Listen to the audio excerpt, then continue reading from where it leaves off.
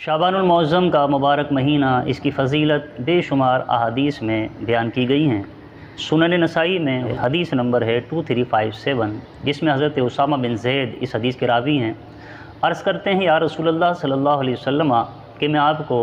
کثرت کے ساتھ اس شعبان کے مہینے میں روزے رکھتا ہوا دیکھتا ہوں، آخر اس کی وجہ کیا ہے؟ تو آپ علیہ السلام نے ارشاد فرمایا کہ یہ ایک ایسا مہینہ ہے جس سے لوگ غافل ہیں، اور اسی مہینے میں اللہ کی بارگاہ میں لوگوں کے اعمال پیش ہوتے ہیں، اور میں اس بات کو پسند کرتا ہوں کہ جب اللہ کی بارگاہ میں میرا عمل پیش ہو تو میں اس وقت روزے کی حالت میں ہوں۔ اور اس مہینے میں ایک رات ایسی بھی ہے جسے شب برات کہا جاتا ہے، لیلۃ النصف شعبان کے نام سے جو احادیث میں جس کا ذکر ملتا ہے۔ بعض لوگ ہمارے ہاں مختلف باتیں کرتے ہیں اور یہ کہتے ہیں کہ احادیث ثابت نہیں ہے اور کسی بھی روایت میں اس کا کوئی تذکرہ نہیں ملتا، اور جو روایات ہیں وہ ضعیف ہیں، لہٰذا اس میں عبادت کرنا یا نیک کام کرنا یہ سب بدعت ہیں، وہ اس کو بدعت شمار کرتے ہیں۔ تو اس حوالے سے میں آپ کے سامنے سب سے پہلے چند احادیث رکھتا ہوں، اور کتنے صحابہ کرام ہیں جن سے یہ روایت اس کی فضیلت میں وارد ہیں، اور پھر یہ کہ ان روایت کا درجہ کیا ہے، یعنی اس کا مقام کیا ہے۔ اس لیے کہ بعض لوگ اس روایات کو ضعیف کہہ کر رد کر دیتے ہیں، لہٰذا یہ ادراک ہونا چاہیے کہ یہ روایت کس درجے کی ہے اور اس کا حکم کیا ہے۔ چنانچہ ابن ماجہ سیاستہ کے اندر جس کا شمار ہوتا ہے، لیلۃ النصف شعبان کا پورا باب بندھا ہوا ہے، اور باب ہے باب ما جاء فی لیلۃ النصف من شعبان، یعنی شعبان کی 15ویں رات کی فضیلت۔ پہلی حدیث جو ذکر کی گئی ہے یہ 1388 ہے، 1388۔ یہ سیدنا علی المرتضیٰ رضی اللہ تعالی عنہ سے مروی ہے، فرمایا حضور علیہ السلام نے کہ جب شعبان کی 15ویں رات ہو تو رات کو قیام کرو، دن میں روزہ رکھو، کیونکہ اللہ تعالیٰ اس رات میں سورج غروب ہوتے ہی آسمان دنیا کی طرف نزول رحمت فرماتا ہے، اور ارشاد فرماتا ہے کہ کون مجھ سے مغفرت طلب کرتا ہے کہ میں اس کی مغفرت کروں، کون مجھ سے رزق طلب کرتا ہے کہ میں اسے رزق عطا کروں، کون کسی مصیبت میں مبتلا ہے کہ میں اسے عافیت دوں، اور یہ جو سلسلہ ہے صبح تک جاری رہتا ہے۔ اگلی روایت اسی کے بعد ہے 1389۔ یہ روایت حضرت عائشہ صدیقہ رضی اللہ تعالی عنہ سے مروی ہے، فرماتی ہیں کہ ایک رات میں نے حضور علیہ السلام کو نہ پایا تو میں آپ کو تلاش کرتے ہوئے بقیع کے قبرستان میں پہنچی، تو کیا دیکھتی ہوں کہ حضور علیہ السلام کا سر مبارک آسمان کی طرف بلند ہے، اور آپ علیہ السلام نے کچھ کلام فرمانے کے بعد فرمایا ان اللہ تعالی ینزل لیلۃ النصف من شعبان الی السماء الدنیا، بے شک اللہ تعالی نصف شعبان کی رات آسمان دنیا پر نزول رحمت فرماتا ہے،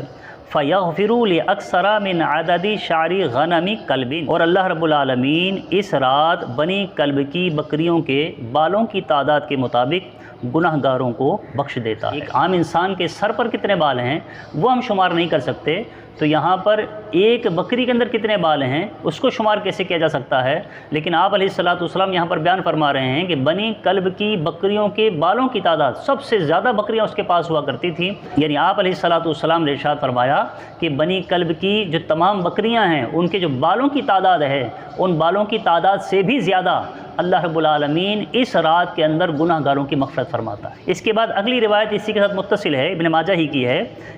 1390 1390، اور یہ روایت حضرت ابو موسیٰ اشعری رضی اللہ تعالیٰ عنہ سے ہے کہ حضور علیہ السلام نے ارشاد فرمایا ان اللہ لیطلع فی لیلۃ النصف من شعبان، کہ بے شک اللہ تعالیٰ آسمان دنیا پر نزول رحمت فرماتا ہے شعبان کی 15ویں رات کو، یعنی نصف شعبان میں، فَيَغْفِرُ لِجَمِيعِ خَلْقِهِ، اور اللہ رب العالمین تمام مخلوق کی مغفرت فرما دیتا ہے، إِلَّا لِمُشْرِكٍ او مشاہین، یعنی کبیرہ گناہوں کا دیگر احادیث میں بھی ذکر فرمایا گیا ہے کہ اللہ رب العالمین اس رات کو جو بڑے بڑے کبیرہ گناہ کرنے والے ہیں ان کی مغفرت نہیں فرماتا، ہاں اگر وہ اپنے اس گناہ سے توبہ کر لیں، یعنی اگر وہ اپنے ان گناہوں پر نادم ہو جائیں، شرمندہ ہو جائیں، سچی پکی توبہ کر لیں تو پھر اللہ کی رحمت کی امید ہے۔ لیکن اگر کوئی شخص اپنے اس گناہ پر مصر ہے اور ڈٹا ہوا ہے، اس کو چھوڑ نہیں رہا، تو فرمایا کہ اللہ تعالیٰ اس رات میں ایسے لوگوں کو، یعنی ان کو بطور زجر و توبیخ کے کہ ایسے لوگوں کی مغفرت اللہ تعالیٰ نہیں فرماتا، تو ایسے لوگوں کو اندازہ کرنا چاہیے کہ جو اس طرح کی گناہ، جس کا آگے انشاءاللہ بیان آئے گا کہ وہ کون لوگ ہیں کہ جن کی اللہ تعالیٰ اس رات کو مغفرت نہیں فرماتا۔ یہ جو آخری حدیث میں نے آپ کے سامنے پیش کی 1390 جو کہ ابن ماجہ کی ہے، یہ حدیث ضعیف نہیں، کسی اور کا میں حوالہ کیا دوں، بغیر بڑے بڑے محدثین کا حوالہ موجود ہے اس پر، لیکن بات یہ ہے کہ دیگر محدثین کا حوالہ کسی بعض قوم کو ہضم نہیں ہوتا، تو لہذا میں ان کا حوالہ پیش کر دوں جن کو وہ ہضم ہو جائے، اور وہ ہے البانی نے اس حدیث کو ابن ماجہ کی اس 1390 اس حدیث پر حسن کا حکم لگایا ہے کہ حدیث حسن ہے. صحیح تو درجے ہوتے ہیں احادیث کے، تو حسن درجہ صحیح کے بعد ہوتا ہے. یہ تو تھی چند احادیث، اس کے علاوہ بے شمار احادیث موجود ہیں. اب کتنے صحابہ کرام سے 15ویں شعبان کی فضیلت پر احادیث ہیں، ان کے نام سن لیجئے. نمبر 1 سیدہ عائشہ صدیقہ رضی اللہ تعالیٰ عنہ، حضرت معاذ بن جبل، حضرت عبداللہ بن عمر، حضرت علی المرتضیٰ رضی اللہ تعالیٰ عنہ، حضرت ابو امامہ، حضرت ابو موسیٰ اشعری، حضرت صدیق اکبر رضی اللہ تعالیٰ عنہ، حضرت ابو ثعلبہ خشنی، اور حضرت ابو ہریرہ، اور حضرت عوف بن مالک رضی اللہ تعالیٰ عنہم اجمعین. یہ اتنے صحابہ کرام ہیں کہ جن سے 15ویں شعبان کی فضیلت پر روایتیں موجود ہیں.